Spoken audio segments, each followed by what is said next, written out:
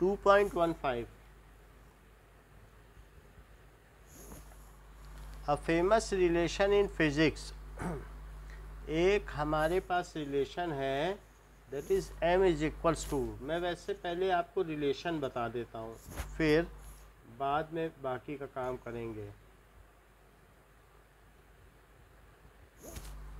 To the power half, ये है, that is the relation in physics. ये बहुत फेमस रिलेशन है फिजिक्स में। इसका मतलब क्या है, ये क्यों फेमस है? Let us see it.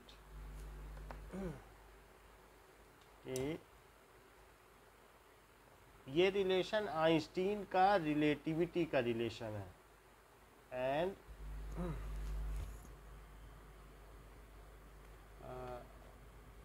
Einstein की रिलेटिविटी प्रिंसिपल पर ये बेस्ड है। सो दिस रिलेशन, आपके पास सही पहुंच रहा है कि पिक्चर में ब्लडनेस है? ठीक है, अभी आ गया। तो ये it is Einstein's relativity principal.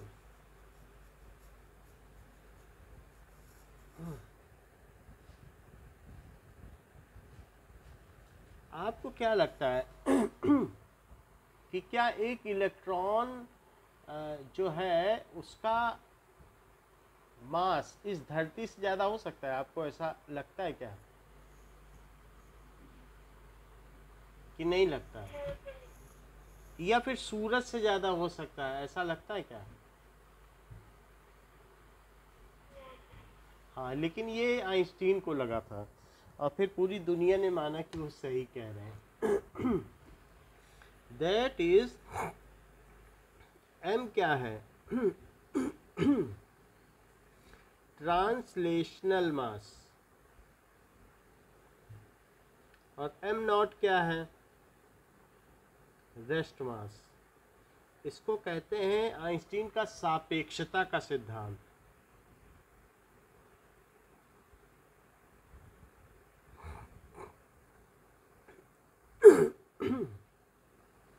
अच्छा, v क्या है? Velocity of object.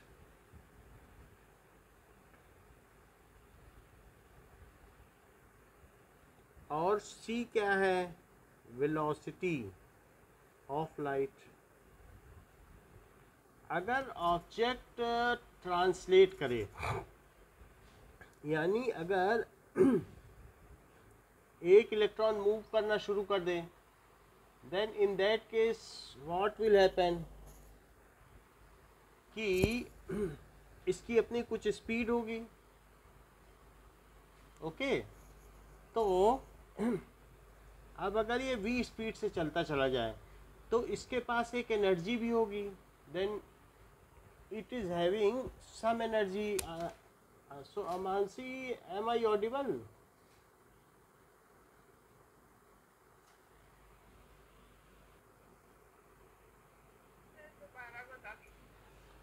एक ये हमारे पास रिलेशन है m is equals to M not. m is equals to M not है, ये उसका रेस्ट मास है किसी भी ऑब्जेक्ट का, और ये उसका ट्रांसलेशनल मास है।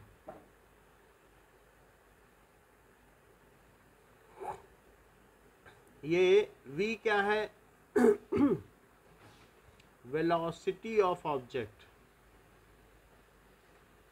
और ये c स्पीड ऑफ लाइट है। तो अगर ये रूल है कि अगर कोई ऑब्जेक्ट बहुत तेज चलने लगे तो उसका मास बढ़ता चला जाता है, दैट मीन्स उसकी जो एनर्जी है वो भी एक मास में काउंट होगी, क्योंकि ऑब्जेक्ट में एक रिलेशन, ये तो आपको पता है ना, is equal to mc square. तो यानी जो भी अगर उसके अंदर एनर्जी है, देन वैसे तो हमने ये बात पढ़ी है कि मास जो है अगर उसको एनिहिलेट कर दिया जाए, नष्ट कर दिया जाए, तो उससे एनर्जी पैदा होती है। मान लीजिए आप 1 ग्राम मास है और उसे पूरी तरीके से डिस्ट्रॉय कर दें तो इससे कितनी एनर्जी निकलेगी? 16 आएगा, और 3 कम कर दो, इतने जूल। इतनी बात समझ में आ गई कि अगर 1 ग्राम मास को डिस्ट्रॉय कर दो तो इतनी एनर्जी है। अगर किसी भी चीज़ में एनर्जी है तो भी तो मास बढ़ना चाहिए, उल्टा भी तो हो सकता है ना। if it is any object is having energy then it may be the form of any form of mass. Equivalency तो हो ही सकती है कि नहीं। तो जैसे कि अगर किसी भी चीज़ पर आप एक प्लैंक ले लो, टेबल पर प्लैंक लगा लो और इस पर एक मास रखो, तो मास जब आप इस पर रखोगे तो उसका मास का वेट कर लो किसका कितना मास है। एंड अगर आप इसका मास ऐसे वेट कर लो, नहीं तो आप एक ये भी काम कर सकते हो कि that is a kind of pulley system you can make, कि पुली हो तो पुली सिस्टम अगर आपके पास है then also you can do the same. कि ऑब्जेक्ट में एक ऐसा एक्सपेरिमेंट कराया गया है तो उसे पता चलता है कि ये है, एक तरफ मास हो और एक तरफ कुछ वेट हो, उसमें रख के तराजू में तौल लो कि कितना मास है। अब इसमें वाइब्रेशन कराओ। जब हम इसमें वाइब्रेशन कराएंगे देन देखेंगे now it requires more mass to क्या कहते हैं, इसमें और वजन रखना पड़ेगा। अगर मैं आपके हाथ में एक सीधी चीज़ रख दूं और कह दूं उसको होल्ड करो, then is it easier to hold it, और if it is vibrating at very fast rate, then आपको अगर देखा जाए एक लट्टू लो और एक नाचता हुआ लट्टू लो, तो नाचता हुआ बहुत तेज़ी से स्पिन करता हो तो उसमें ज़्यादा आपको फोर्स लगाना पड़ेगा टू होल्ड इट। समझ में आई बात कि नहीं? So if anything is having vibration or speed, then its mass increases. तो ये बात आइंस्टीन ने बताई थी कि अगर इसकी किसी चीज़ की स्पीड बढ़ती चली जाए तो उसका जो ट्रांसलेशनल मास होता है वो बढ़ता चला जाता है, और वही जो फोटोन है उसका रेस्ट मास ज़ीरो होता है। फोटोन यानी एनर्जी का पैकेट, लेकिन अगर वो चलता चला जाए और बड़ी स्पीड से, लाइट की स्पीड से, तो उसका भी कुछ ना कुछ मास हो जाता है। ये हम केमिस्ट्री में पढ़ ही लेंगे कि फोटोन का कितना मास होता है, भले ही वो 10⁻⁻³ kg हो। इलेक्ट्रॉन से करीब 1000 गुना कम होता है एक फोटोन का मास, लेकिन चलने पर उसका मास हो जाता है, उसका ट्रांसलेशनल मास हो जाता है। अब जरा देखो कि ये इलेक्ट्रॉन मूव कर रहा है। अब इलेक्ट्रॉन अगर मूव कर रहा है और ये v स्पीड से मूव कर रहा है, तो इलेक्ट्रॉन का जो ट्रांसलेशनल मास होगा वो उसके रेस्ट मास को आपने पढ़ा है कि 9 कितना होगा 08 या 1 × 10⁻³ kg। ये तो आपने उसका रेस्ट मास पढ़ा है, लेकिन अगर वो चलेगा तो वो और भी भारी हो सकता है, और 1 - v²/c²। लेकिन क्या आपने कभी सोचा है कि if electron moves with speed of light, if electron moves with speed of light, तो क्या होगा? तो उसका ट्रांसलेशनल मास कितना हो जाएगा? m0 मास ऑफ इलेक्ट्रॉन, और रूट क्या 1 - c²/c² नहीं हो जाएगा? बोलो क्योंकि वेलोसिटी अब c के बराबर हो गई, तो नीचे की वैल्यू क्या आ जाएगी बताओ?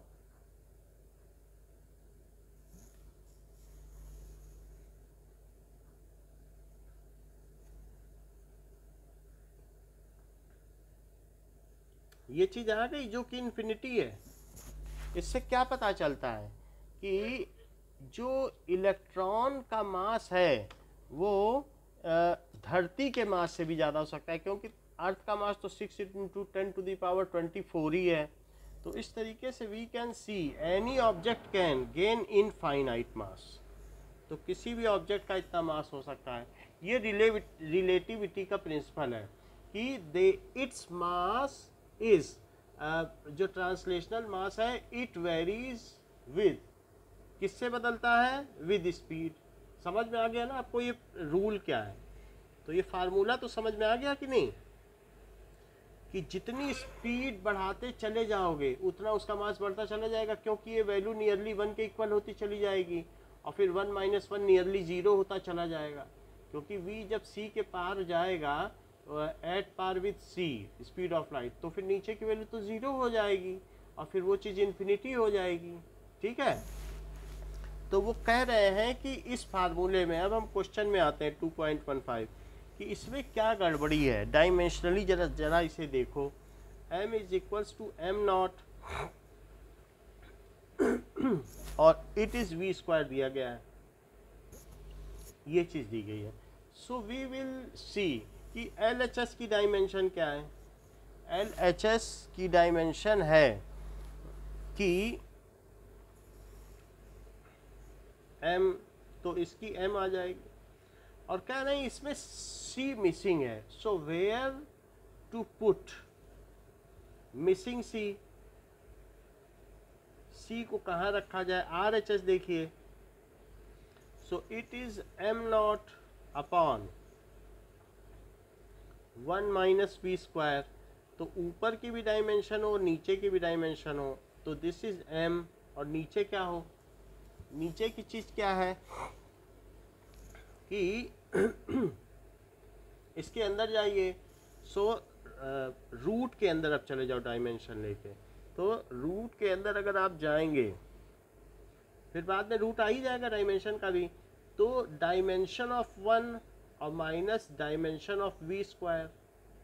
सो as 1 is dimensionless quantity but v has the dimension कितनी होती है, as 1 is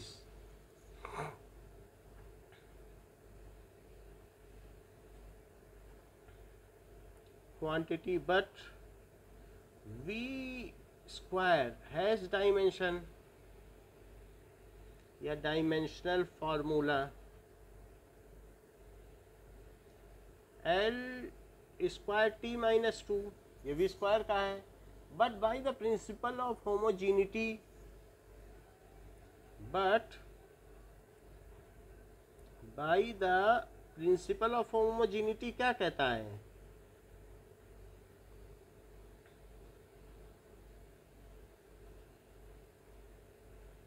only two quantities having same dimension can be subtracted, only two quantities with same dimension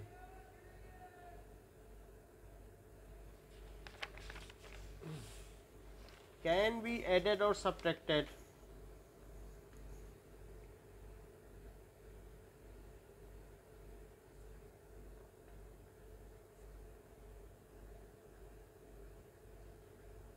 तो ये बात हो गई। अब इसलिए so v² should be divided by c² to make it also dimensionless. भाई जब ये 1 है और इसकी कोई डायमेंशन नहीं, तो ये भी तो डायमेंशनलेस होना चाहिए। कोई ऐसा तो नहीं हो सकता है कि मीटर से लीटर घटा दोगी या किलोग्राम से सेकंड घटा दोगी, क्या डिफरेंट क्वांटिटीज घट सकती हैं। अब एक डायमेंशनलेस है तो दूसरे को भी डायमेंशनलेस बनाना पड़ेगा। So to make v² dimensionless also, हम v² को डायमेंशनलेस क्यों बनाना चाहते हैं, also the denominator itself should be dimensionless. ये भी हम कर सकते थे कि हम यहाँ c² का मल्टीप्लाई कर दें, तब तो सेम डायमेंशन हो जाती। तो हमने यहाँ क्यों नहीं मल्टीप्लाई किया, क्योंकि जो also LHS has the dimension of mass only, so right hand side also should have dimension of mass। तो नीचे हम कुछ डायमेंशन अफोर्ड नहीं कर सकते, नहीं तो फिर क्योंकि those values which are having same dimensions only can be equated। अब LHS में तो मास है और राइट हैंड साइड में अगर आप सोचो यहाँ c² कर दें v², ये सब तो अब इक्वल हो गया है, तो क्या चल पाएगा बताओ। तो इसलिए to make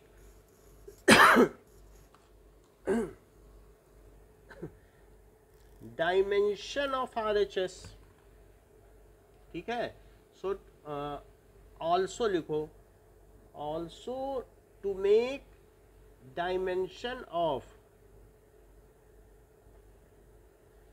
LHS equal to dimension of RHS, denominator of RHS should be dimensionless. So denominator of RHS should be dimensionless. तो उसे डायमेंशनलेस होना चाहिए कि डिनोमिनेटर की कोई डायमेंशन नहीं होना चाहिए. So v square should be divided by c square.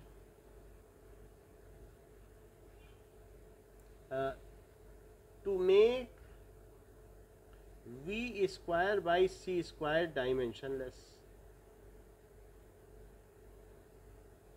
So correct formula is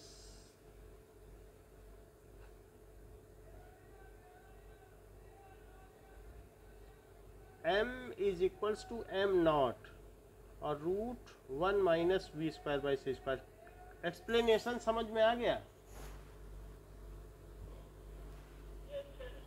चलो अगला देखो 2.16.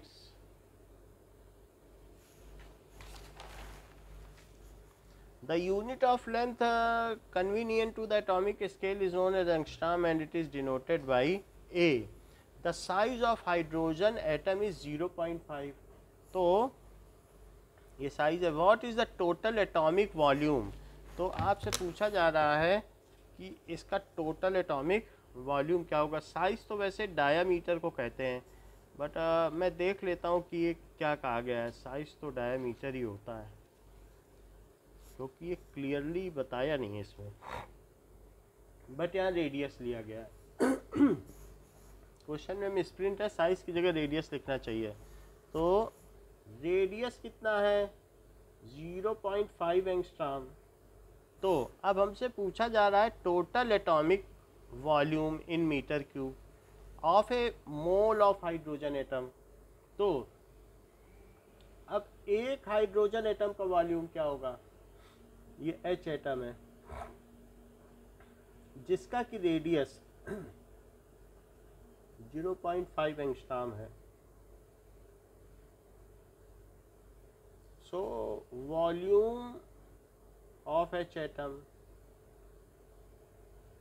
it is equals to 4/3 pi r cube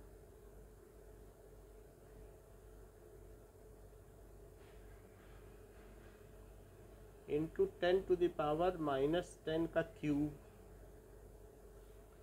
so 4/3 into 3.14 तो ये हो जाएगा 5 5 या 25 25 5 या 125 और इंटू 0.125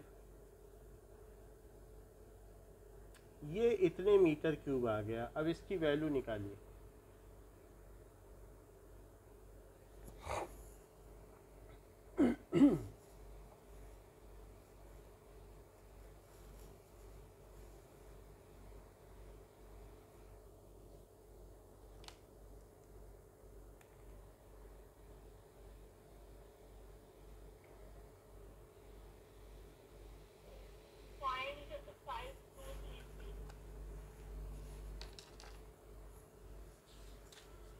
कितना बताया है 0.5236.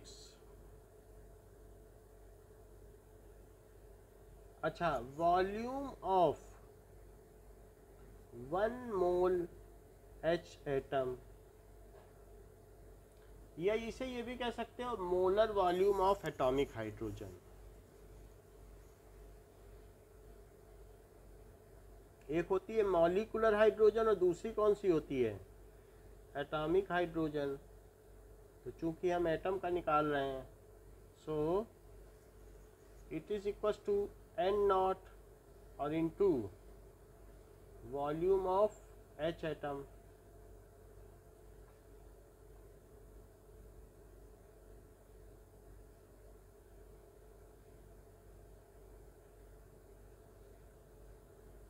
मल्टीप्लाई करो।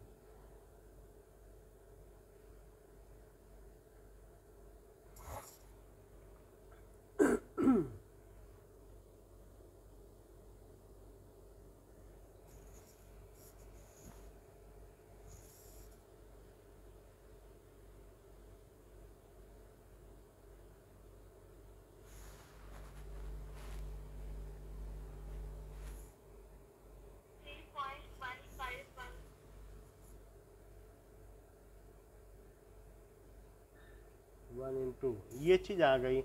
सो it is approximately 3 into 10⁻⁻⁷ metre cube. पहले मैंने एक एटम का निकाल लिया, फिर एक मोल का। समझ में आ गया?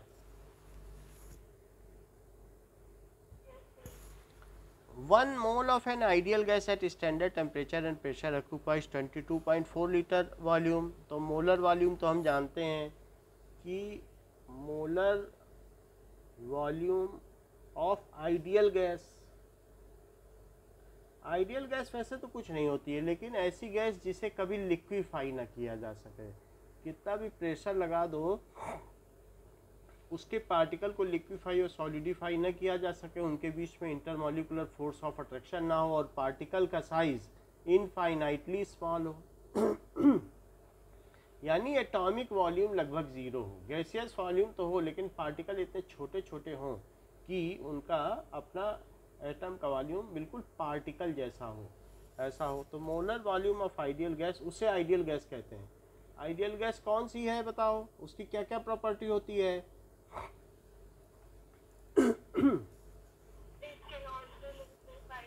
हाँ, उसके पार्टिकल के बीच में फोर्स ऑफ अट्रैक्शन नहीं होता और उसके पार्टिकल का साइज इनफाइनाइटली स्मॉल होता है in comparison to the size of gaseous volume. तो एट एसटीपी पर कितना होता है? 22.4 लीटर। ये है एसटी। यहाँ प्रेशर को 1 atm कहा गया है, और नहीं तो 1 बार में 22.71 लीटर होता है। तो वो आगे के चैप्टर्स में बताया गया है। अब देखो 273 केल्विन। अब देखो तो ये क्या कहता है?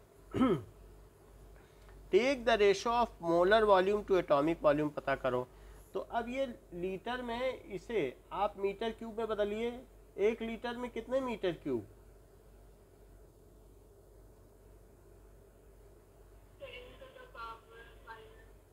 तो 22.4 इंटू 10⁻³ मीटर क्यूब। तो अब वो कह रहा है मोलर वॉल्यूम से एटॉमिक वॉल्यूम का रेशो निकालो। पिछले सवाल की हेल्प लेते हुए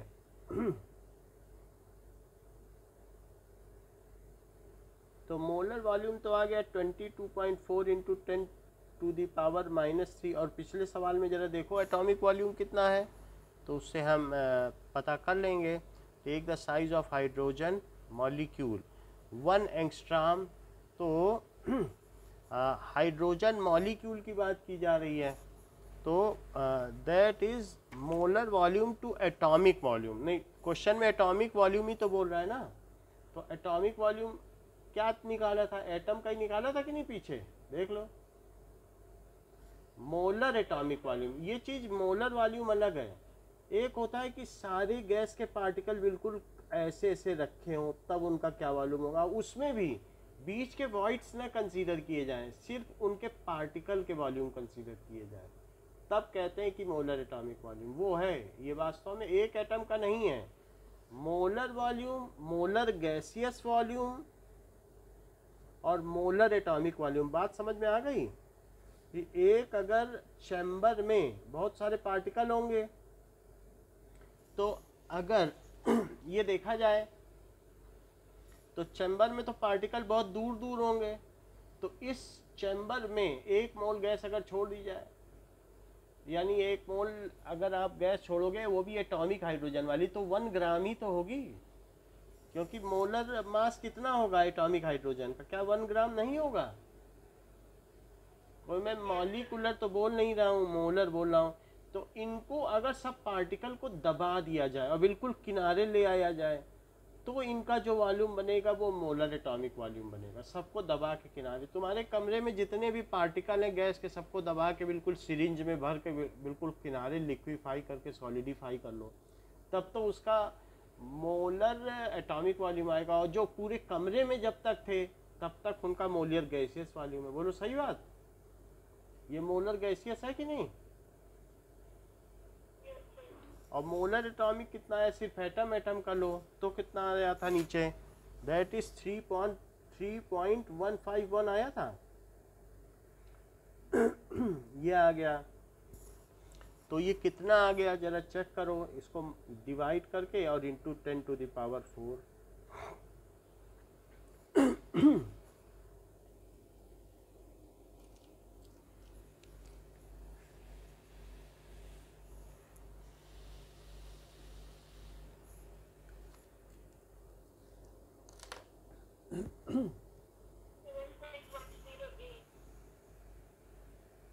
ये चीज़ आ गई। तो ये इनका रेशो हो गया। बाकी आगे कह रहा है the size of hydrogen molecule 1 angstrom है। सो साइज ऑफ हाइड्रोजन मॉलिक्यूल है तो पूरा 1 एंगस्ट्रॉम है। अब वो भी बात है, वो साइज नहीं है, क्योंकि साइज को वो रेडियस बोल रहा है बार बार, हाइड्रोजन मॉलिक्यूल कह रहा है ना। तो क्योंकि जब इसका रेडियस इसने कितना बताया 0.5 एंगस्ट्रॉम, तो मॉलिक्यूल का रेडियस फिर मॉलिक्यूल में अब वो किस तरीके से ले रहा है वो कुछ कहा नहीं जा सकता। मॉलिक्यूल तो इस तरीके से होगा, तो वो कितना होना चाहिए? क्या ये 2 एंगस्ट्रॉम नहीं होना चाहिए?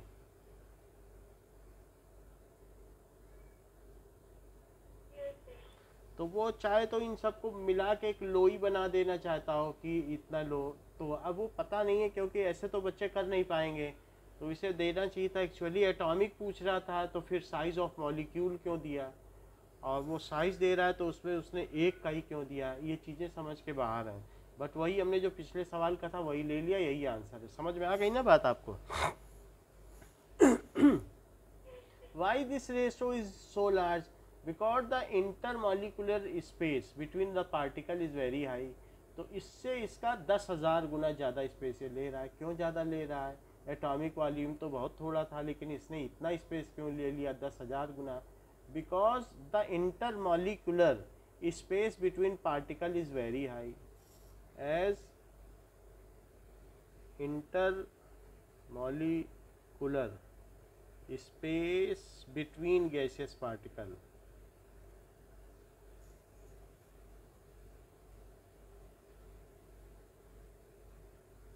is very high। क्यों हाई है? Due to negligible force of attraction. उनके बीच में फोर्स ऑफ अट्रैक्शन बहुत थोड़ा है।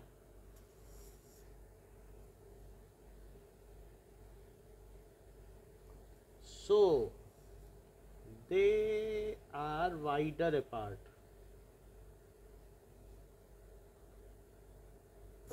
So उनका जो इंटरमॉलिकुलर स्पेस है वो बहुत लार्ज भी लिख सकती हो, हाई न लिख के लार्ज लिखना है। अब देखो 2.18 Explain this common observation. If you look out of the window of a fast moving train, the nearby trees houses seem to move rapidly in the direction opposite, but the distant objects are seem to be stationary। ये किस वजह से होता होगा? Train के just बाहर देखो तो पेड़ पीछे भागते दिखाई देते हैं, लेकिन दूर देखो तो एक पहाड़ है, माउंटेन है, तो वो बिल्कुल जैसे वहीं है। मून है तो वहीं है। क्यों ऐसा होता है?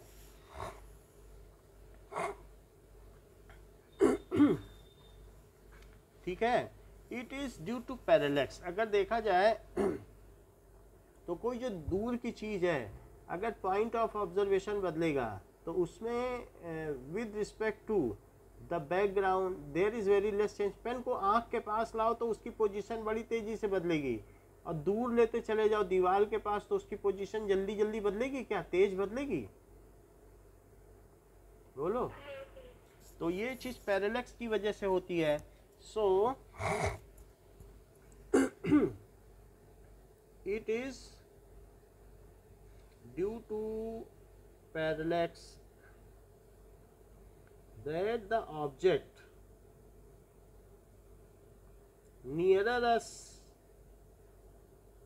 ठीक है, जो हमारे पास में है, nearer us, ठीक है, seems to change their,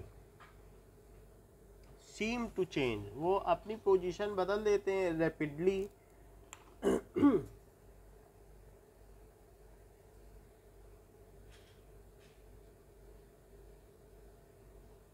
rapidly if point of observation is changed,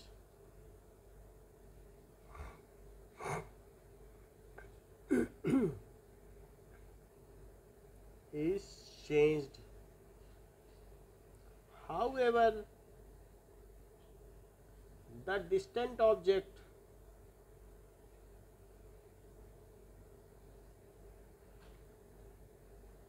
ठीक है are less affected by parallax,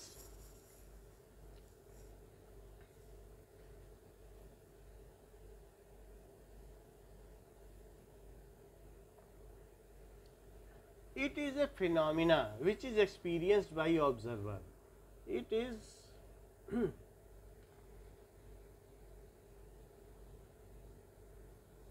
which is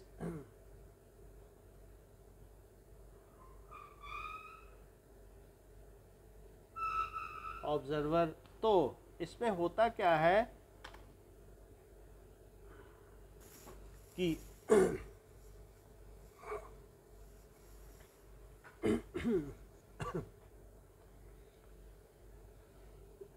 as nearer object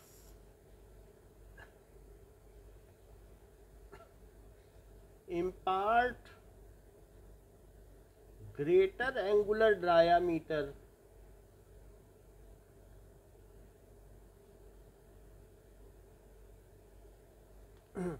on our eye, impart का मतलब सबटेंड भी लिख सकती हो, सबटेंड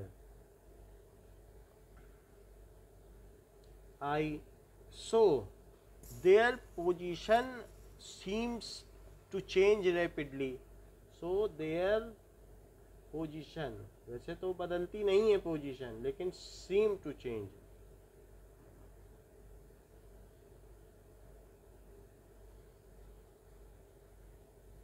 रैपिडली। तो ट्रेन से अगर आपने देखा तो कोई चीज़ पास में है तो पास वाली चीज़ का आपकी आंख पर ज़्यादा एंगल पड़ेगा, लेकिन कोई बहुत डिस्टेंट ऑब्जेक्ट है तो अगर माउंटेन भी है तो उसकी वजह से आपकी आंख पे कम एंगल पड़ रहा है माउंटेन का।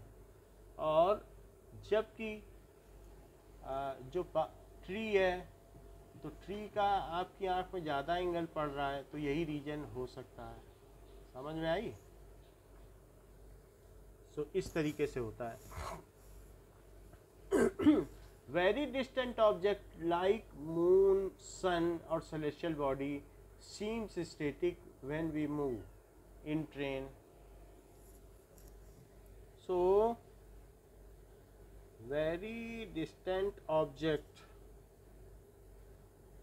लाइक सन, मून, ठीक है, seem static on changing observatory point।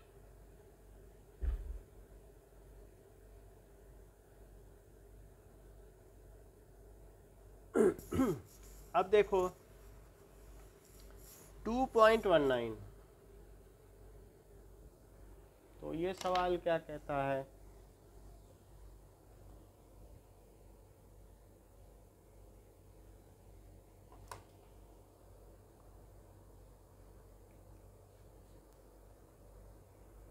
Now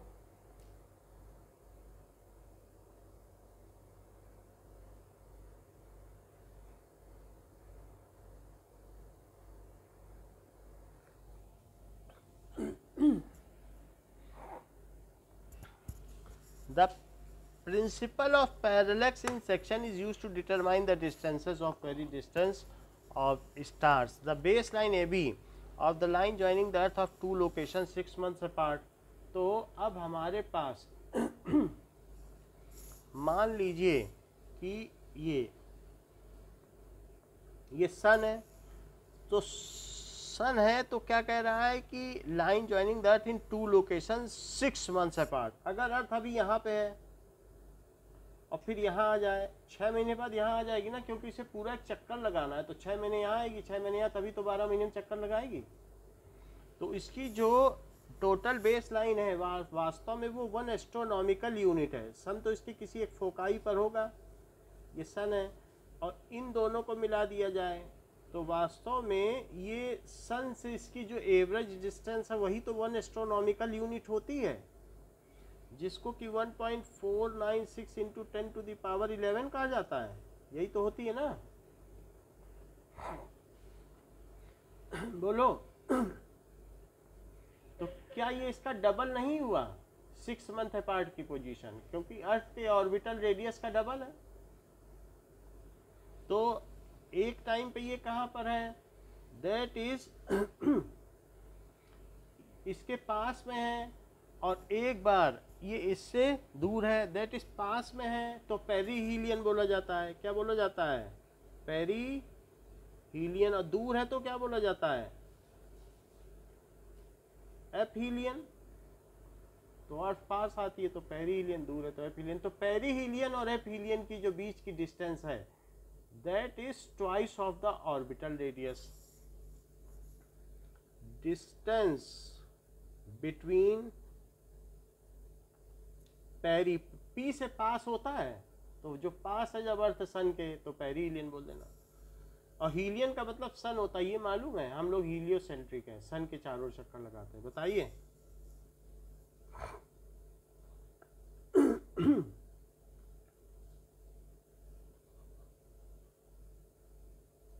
is twice the orbital radius of Earth.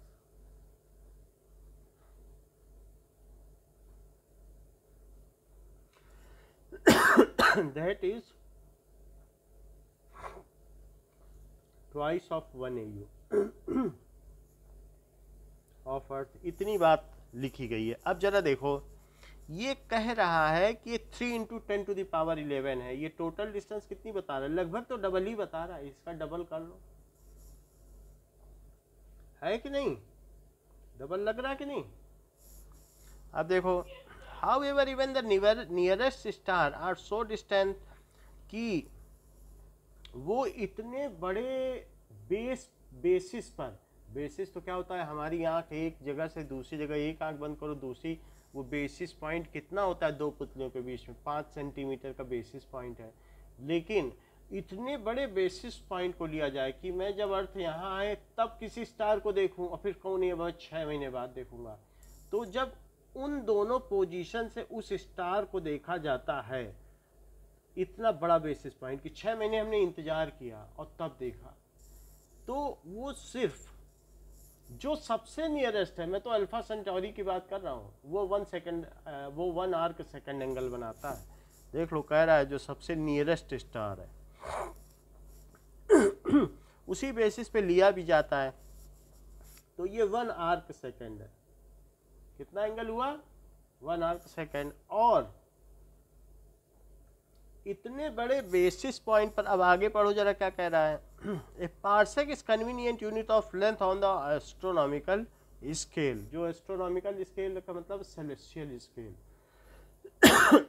उस पर पार्सेक क्या होता है, it is the distance of object that will draw a parallax of 1 second of arc from opposite end of base line equal to the distance of earth from sun. एक parsec कितना होता है कि ये एक जानकारी दी गई है कि इन दोनों की बेस लाइन से जो सबसे पास का स्टार है वो 1 आर्क सेकंड एंगल बनाता है। बोलो, बात समझ में आ गई। ये सिर्फ आपकी जानकारी के लिए था, इसका सवाल से कोई मतलब नहीं है। समझ में आ गई बात। अब देखो, कह रहा है कि अर्थ का जो ऑर्बिटल रेडियस है, अर्थ का एक ऑर्बिटल रेडियस है, वो भी तो कहीं ना कहीं कुछ एंगल बनाता होगा। पार्सेक तो हम लोगों ने पढ़ रखा है। तो बताओ ऑर्बिटल रेडियस कितना होता है?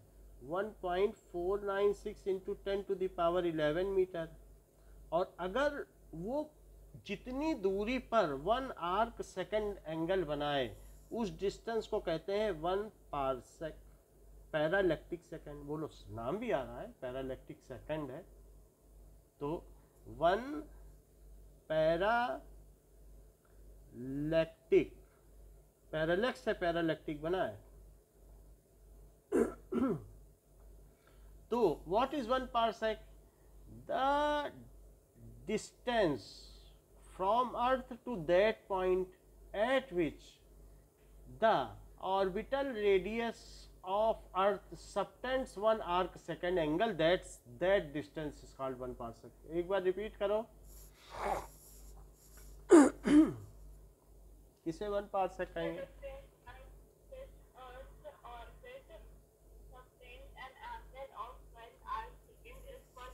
हाँ, the distance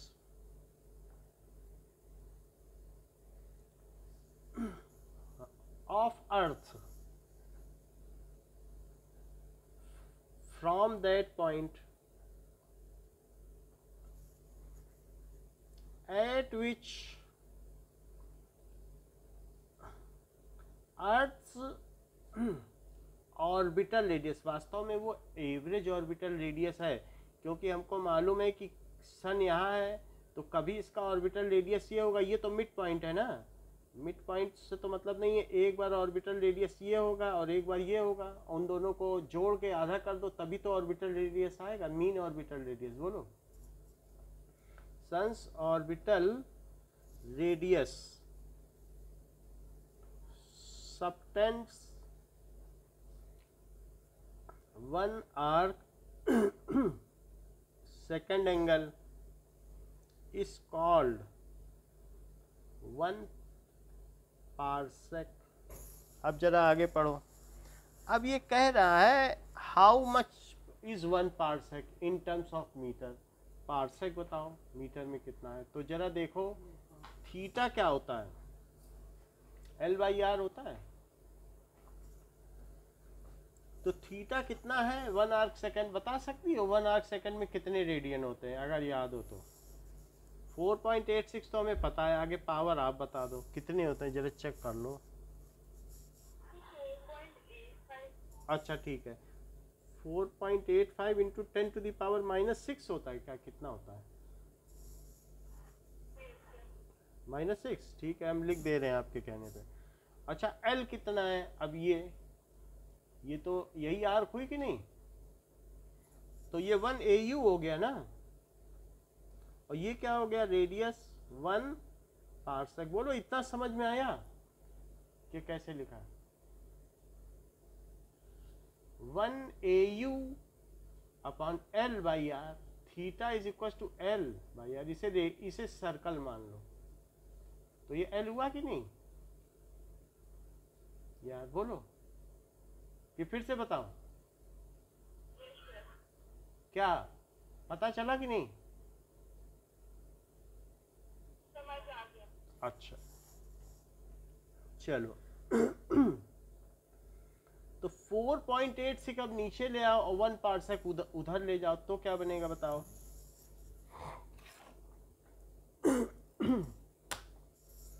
तो 1 parsec is equal to 1 AU को क्या लिखेंगे? 1.496। अब मैं लिख दे रहा हूँ, बुक में नहीं लिखा है, नहीं तो 1.5 लिखना चाहिए, क्योंकि बुक 3 ले रहा है ना। तो मुझे क्या लेना चाहिए बताओ? उसका आधा नहीं लेना चाहिए, क्योंकि अब 3 है तो उसका आधा लो, क्योंकि वो कह रहा है ऑर्बिटल रेडियस लो, तो मुझे वही लेना पड़ेगा। क्वेश्चन से पिकअप करना है। और ये -6। अब जरा देखो, इसको डिवाइड करो, क्या ये 3.08 आता है? मतलब 0.308 आता है क्या? तब तो सही हो जाएगा, नहीं आता तो फिर गड़बड़ हो जाएगा।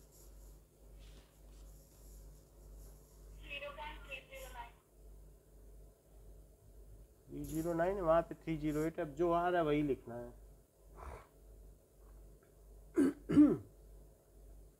ठीक है, तो ये चीज़ आ गई कितने मीटर। वैसे हमें मालूम है 1 पार्सेक कितना होता है, 3.08 होता है कि नहीं। अब चूंकि यहाँ इरर ली है, ज़्यादा लिया है तो ज़्यादा आया, ज़्यादा न लिया होता तो आता ज़्यादा। अब देखो next question,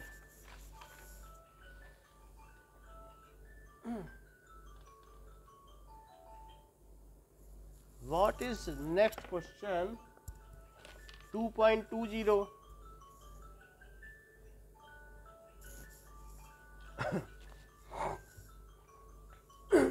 The nearest star to our solar system is 4.29 light year away. हमारे सोलर सिस्टम से जो नया नियरेस्ट स्टार है वो अल्फा सेंटोरी है, वो कितना दूर है?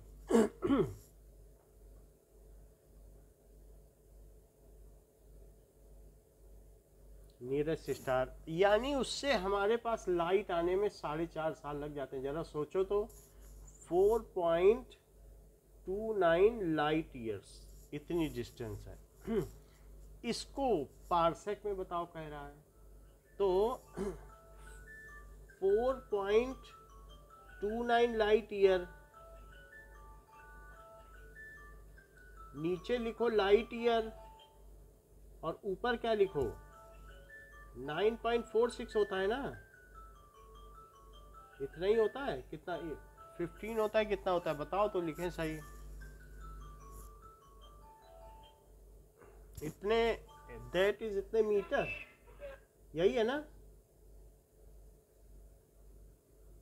बताइए।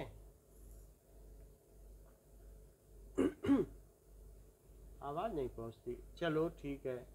अब ये मीटर हो गया, हमें तो पार्सेक में बदलना है, तो मीटर भी बदलना पड़ेगा। 1 पार्सेक 3.08 इंटू 10⁻16 मीटर। यहाँ तक समझ में आया? Unit factor method. Light year से पहले लाइट ईयर कट किया, फिर मीटर कट किया, तभी तो पार्सेक आएगा। ठीक, चलो अब इसको आप कैलकुलेट करके मुझे बता दो।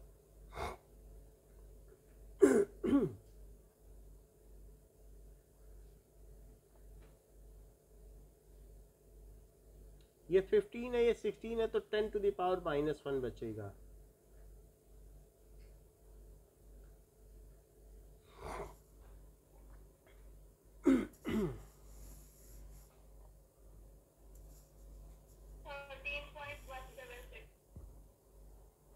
$13.176, ठीक है। 13.176 इंटू 10⁻⁻1।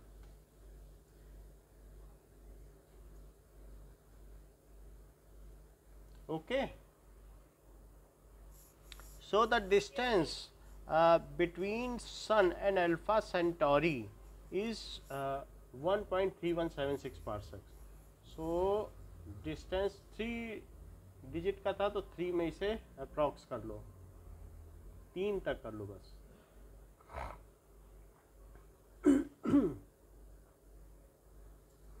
नाउ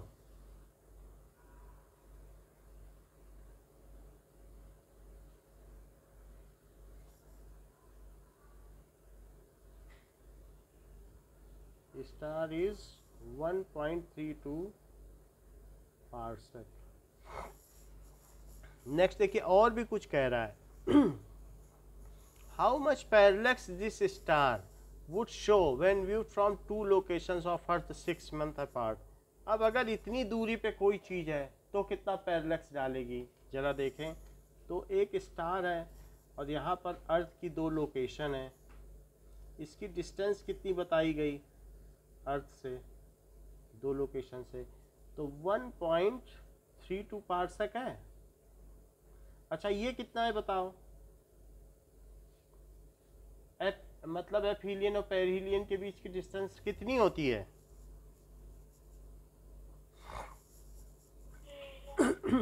3, हाँ ये चीज़ होती है।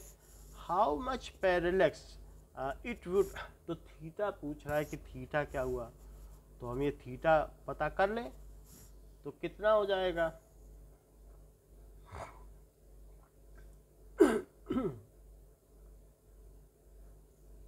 ये तो हमने ये लिख दिया 1.32 पार्सेक है। अब पार्सेक भी बदलना पड़ेगा। सो 1.32 और इंटू 3.08 करेंगे तभी तो पार्सेक बदल जाएगा। ये चीज़ सही है कि नहीं? बोलो, समझ में आ गई? तो अब इसमें आप हमें डिजिट डिजिट का बता दो।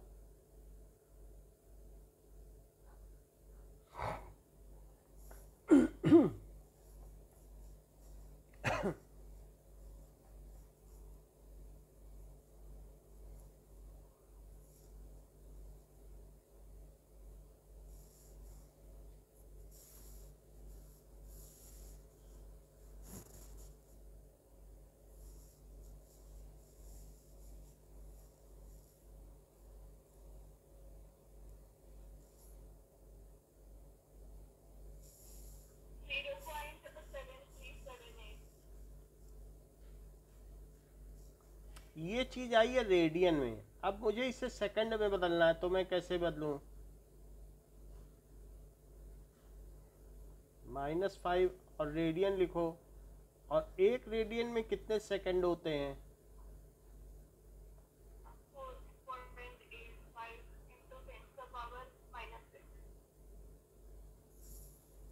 -6 आ गया ना। माइनस में क्यों ऐसा आ गया?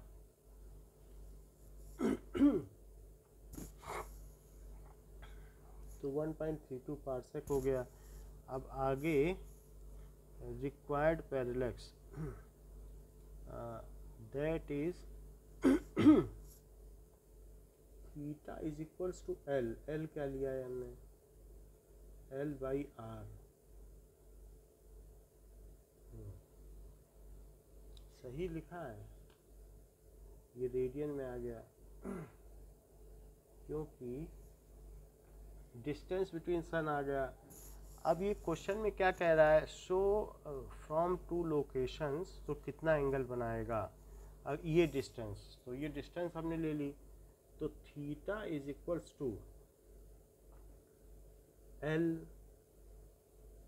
एल तो ये आ गया, L/R, ये रेडियस हो गया 1.32 पार्सेक, -5 आ गया।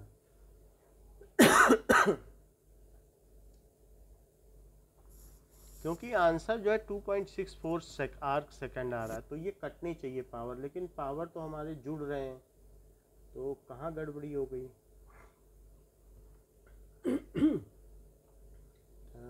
3 × 10⁻11, so that is L/R। कितने पार्सेक में? 1 पार्सेक में इतने मीटर, ये भी ठीक ही है। देखो, इससे पता करो कितना आ रहा है। वैसे तो हमारे एंगल में जुड़ रहे हैं, एंगल कट नहीं रहे। ये -5 आ गया और बाकी तो 4 पॉइंट, उस चीज़ को तो हम लोगों ने पार्सेक बना लिया, 1.32 पार्सेक, तो 1.32 पार्सेक तो हो गया है। 3 पॉइंट, देखो गलती तो कहीं कर रहे हैं, क्योंकि कहीं गलती जरूर हो रही है। 3.578, क्योंकि 1 पार्सेक क्या करता था? आधे पर 1 आर्क सेकंड का एंगल बनाता था कि नहीं? तो बताओ, अब 1 पार्सेक है तो 1 आर्क सेकंड का एंगल आधे पे यहीं से ही बन जाता था 1 का एंगल, तो पूरे पे 2 आर्क सेकंड का एंगल बनना चाहिए था कि नहीं? बनना चाहिए था कि नहीं? थोड़ा ही तो अंतर है पार्सेक में। लेकिन फिर भी नहीं पता चल रहा है कि theta is equal to L/R। आपको कुछ पता चल रहा है क्या कि कहाँ गड़बड़ी की है? L तो इसी को ही लेंगे ना, और रेडियस है 1.32 पार्सेक।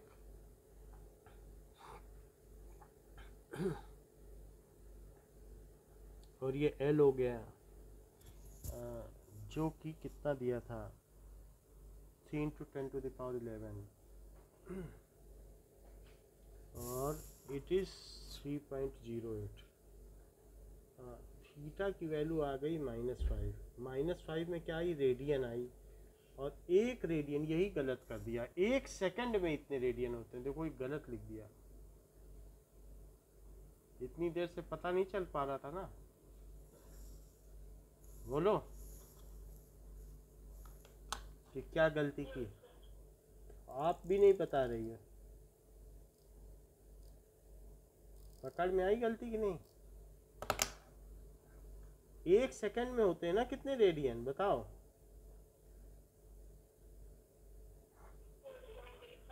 अब निकालो वैल्यू।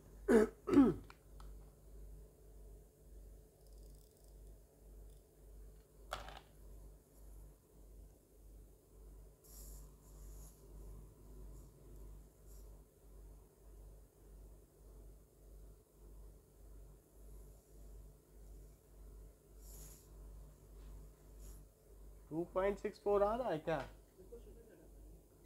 नमक वो कांटा दे दो। 0.152। ओके, तो अब ज़्यादा तो इसमें कुछ किया नहीं जा सकता, क्योंकि वो कह रहा है कि अर्थ ऑर्बिटल रेडियस सब कुछ तो कर लिया, ये 4.8 है जो भी है। अब 0.152 है और इंटू 10 आ गया, तो 1.52 आर्क सेकेंड है। अब पीछे आंसर देखें, पीछे क्या है तब पता चले। 2.19।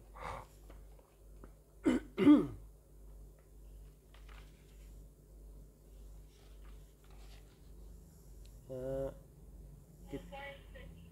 2.64 आ रहा है। अभी भी कुछ गलती रह गई क्या? अब क्वेश्चन में पढ़ें 2.64 कहाँ से आ जा रहा है, क्योंकि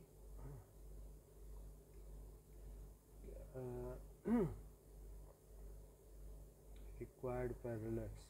तो अब वो कह रहा है कि parsec is convenient, it is the distance, तो it is the distance of object that will a parallax. How much is a parsec in terms of metre, ये तो ठीक है। तो how much is distance in terms of parsec, how much parallax would this star show when viewed from 2 location apart in orbit.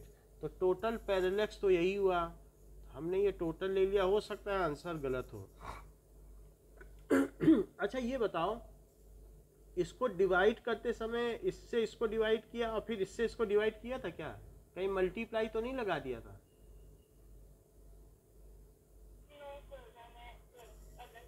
मतलब this by this, ये चीज़ और देख लें, क्योंकि इसमें भी गड़बड़ी हो सकती है।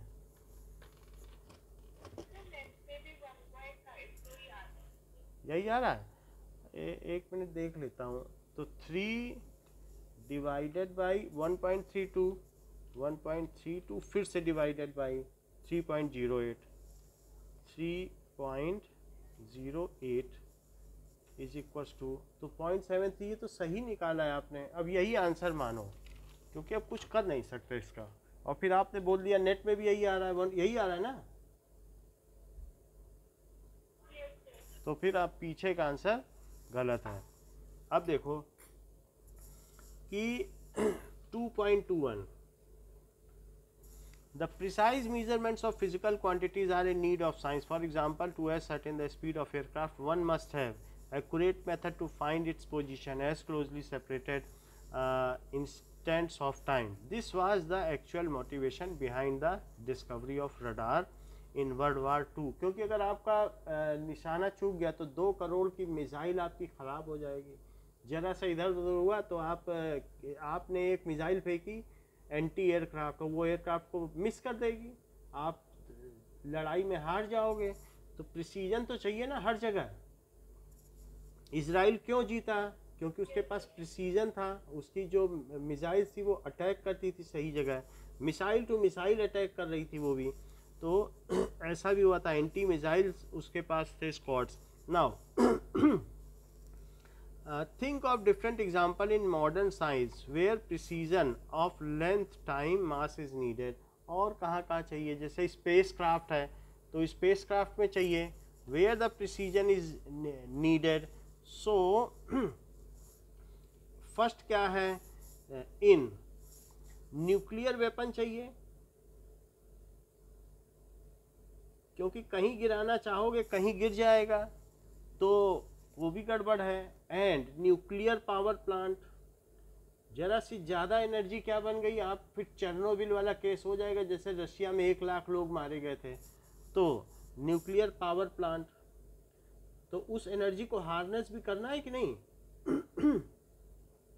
तो इस वजह से भी हमें देखना है कि कितना यूरेनियम डालना है। दूसरा देखो कि ये और कहाँ का चाहिए, that is radiotherapy and laser therapy. जब हमारी बॉडी में थेरेपी की जाती है तो अगर आपने लेज़र ज़्यादा डाल दिए तो वहाँ ज़्यादा डेप्थ में चले जाने पे आपको कॉर्निया निकालना है, पता चला उसने लेंस ही डैमेज कर दिया, जिसको मोतियाबिंद होता है, cataract.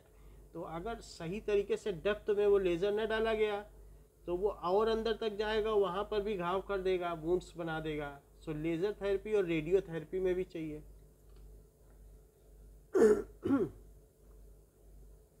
Laser therapy and radiotherapy. Radiotherapy का मतलब क्या होता है, दीज आर रेडियो वेव्स जो होती हैं उनसे जो इलाज किया जाए तो रेडियोथेरेपी है। अब देखो इसका ऑर्डर क्या है,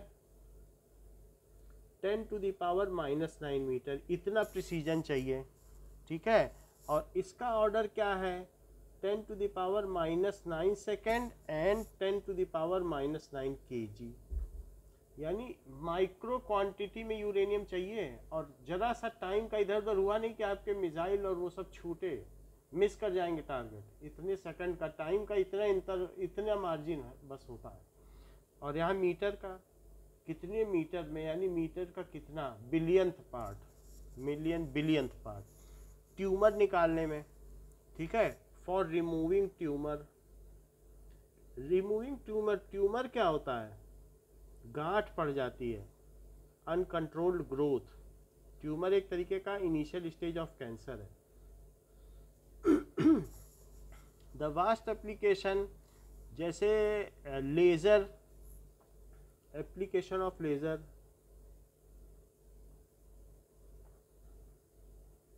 light amplification by stimulated emission of radiation. यहाँ से मून पे भेजो, वहाँ मून पे एक मिरर रखा हो और वहाँ से टकरा के यहीं आ जाएगी। जो 10 रुपए की लेज़र मिलती है बाज़ार में, बिल्कुल वो वही लेज़र है। So light amplification by stimulated emission of radiation,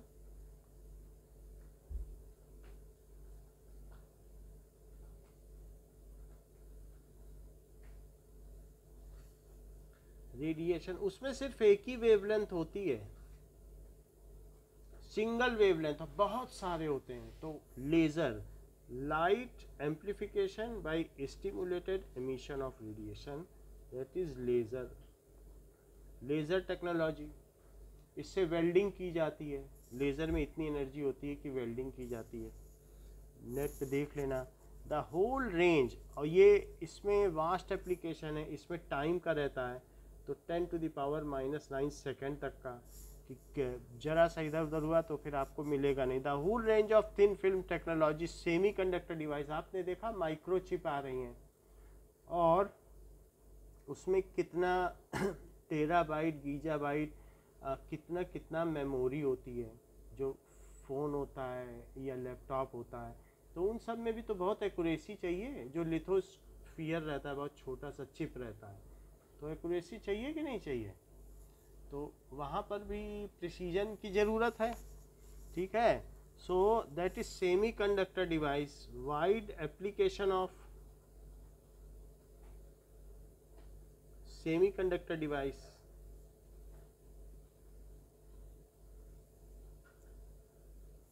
इसमें भी चाहिए जिसमें thickness is in micrometre, in which thickness is in micrometre, in micrometre. और आगे क्या है, हाई टेक्नोलॉजी, स्पेस क्राफ्ट में चाहिए, और जितने भी हैं सैटेलाइट फेल हो गई चाइना की, लाखों रुपए उसने लगाया, फेल हो गई। क्यों फेल हो गई? सो दैट इज जो भी सैटेलाइट टेक्नोलॉजी में भी यही सब चीज़ें चाहिए, लॉन्चिंग, तो वो मार्स की जगह किसी और पे चला जाएगा, नीड्स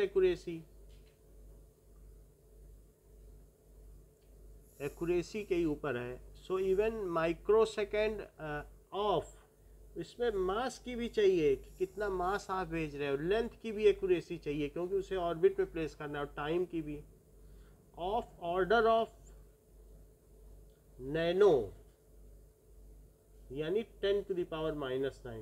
मास का भी यही ऑर्डर चाहिए, लेंथ का भी यही चाहिए, और साथ ही साथ किसका चाहिए, टाइम का भी चाहिए। ठीक है। सो दिस, और इसके अलावा इन मास स्पेक्ट्रोग्राफी क्लाउड्स होते हैं इस तरीके से, और उसमें एक तरफ से इलेक्ट्रॉन भेजा जाता है या यहाँ पे चार्ज पार्टिकल, और चार्ज पार्टिकल अंदर जाके अपनी ट्रेजेक्ट्री बनाते हैं, तो इसको कहते हैं मास स्पेक्ट्रोग्राफी। वो कहाँ गिरा उसके बेसिस पे उसका मास डिटरमाइन होता है। ओके, नाउ अब देखें, उसके बेसिस पर इसका मास डिटरमाइन होता है कि कितना मास है। तो मास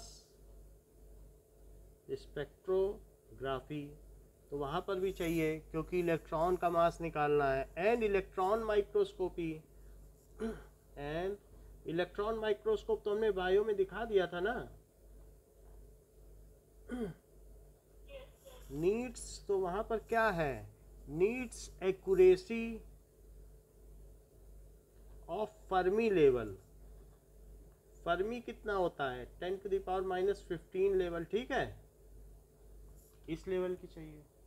तो इस तरीके से हम लोगों ने देखा कि प्रिसीजन का कितना इम्पोर्टेंट है अगर आपको आगे बढ़ना है। इसके आगे के क्वेश्चन हम नेक्स्ट क्लास में करेंगे। अभी क्या टाइम हो गया? 1 बजे दूसरी क्लास है आपकी।